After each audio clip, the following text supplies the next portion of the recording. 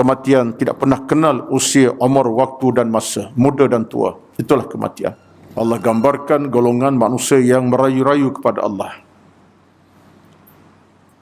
Sungguh-sungguh merayulah, minta kepada Allah dengan satu permintaan yang mustahil untuk Allah penuhi, dan Allah tak akan penuhi permintaan, tapi dia merayu. Lalu kata mereka, farji'na na'mal salihan inna muqinun. Surah Sajdah ayat 12. Wahai Tuhan, kata mereka, tolonglah kembalikan kami semula ke bumi. Kami nak balik ke kediaman kami semula. Kami nak balik ke negeri kami kembali. Kami nak balik ke kampung kami. Dan kami nak balik bukan balik berehat dah. Dan tidak pun nak cari harta. Kami akan balik, na'amal salihan, kami nak beramal. Tengok tu.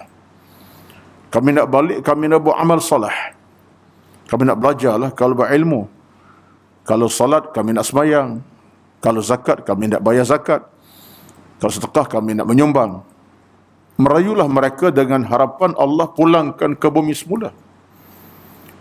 Itu yang disebut Allah dalam Al-Quran. Bila ada golongan manusia yang kecewa di hari akhirat, golongan manusia yang menyesal di hari mahsyar nanti, lalu meratap, merayu, farji'na na'mal salihan, wahai Tuhan kami, tolonglah, kami nak balik sekejap je. Dan baliknya kami untuk buat amal salah, dapat pahala sebanyak-banyak, ilmu sebanyak-banyaknya, inna muqinun, kerana kami percaya sungguh-sungguh betul lah amal salih penting buat kami. Tapi semua itu merupakan rintihan kosong lah. Rintihan yang palsu, yang tidak akan diterima oleh Allah, bahkan tak akan dikabulkan Allah Azza wa Jalla. Jadi takkanlah kita sampai masuk golongan itu. Saya yakin itu bukan golongan kita lah. Kita akan masuk golongan yang sebaik-baik golongan, iaitu golongan yang gembira, yang dalam keadaan tenang di padang mahsyar nanti. Kenapa? Kerana kita telah habiskan banyak masa, tenaga dengan ilmu masa hidup sekarang ini. Jadi kepada Allah kita minta, kepada Allah kita mohon. Sebab itulah para ulama menegaskan bahawa kematian adalah kiamat kecil. Kenapa dikatakan kiamat kecil? Sebab bila kematian berlaku, maknanya pada masa itu manusia sudah tidak ada apa-apa nilai harga lagi dah. Kekuatan yang dia ada mula tamat. Harta dia miliki mula selesai.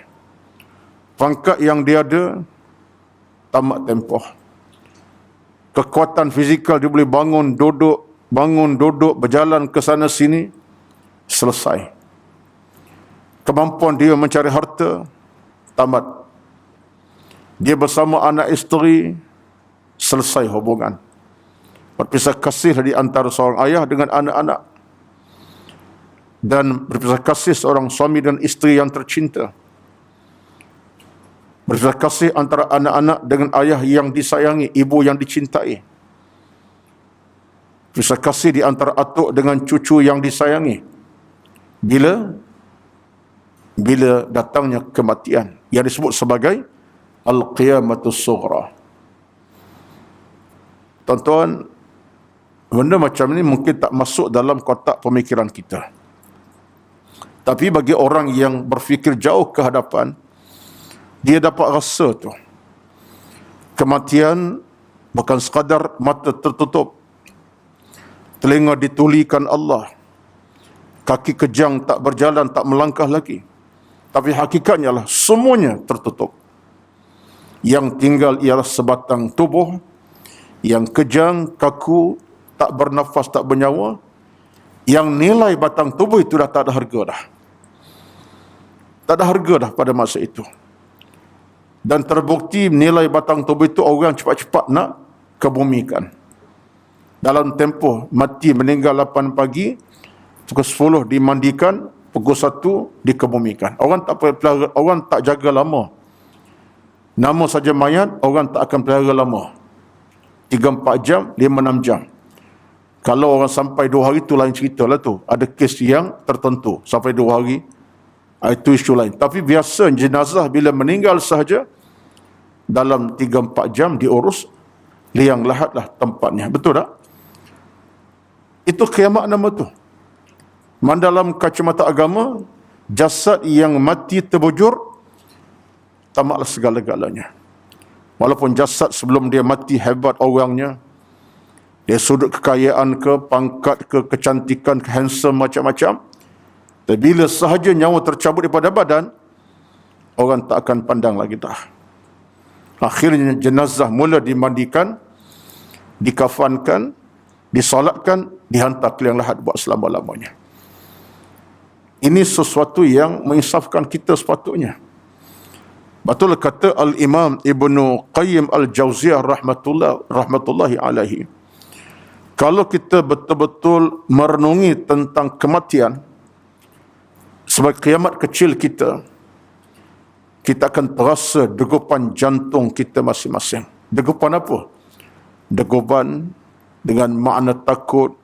Kalau amal kita tak banyak, kita bimbang. Kalau kita mati dengan dosa yang belum diampunkan Allah, kita mati dalam keadaan amal kita yang tak lengkap, kita mati dalam keadaan iman kita yang tak sempurna, kita mati dalam keadaan pahala yang tak seberapa, kita mati dalam keadaan Allah tidak redha, ada degupan jantung bimbang. Sebab kematian tidak pernah kenal usia, umur, waktu dan masa, muda dan tua. Itulah kematian. Jadi ulama kata ini adalah kiamat. Yang pertama, kenapa disebut mati itu kiamat? Kenapa? Sebab bila berlaku kematian, maka diangkat semua amalan-amalan dan kehidupan kita. Solang balik, kenapa disebutkan mati sebagai kiamat? Kerana semua amalan diangkat oleh Allah Azza wa Jalla.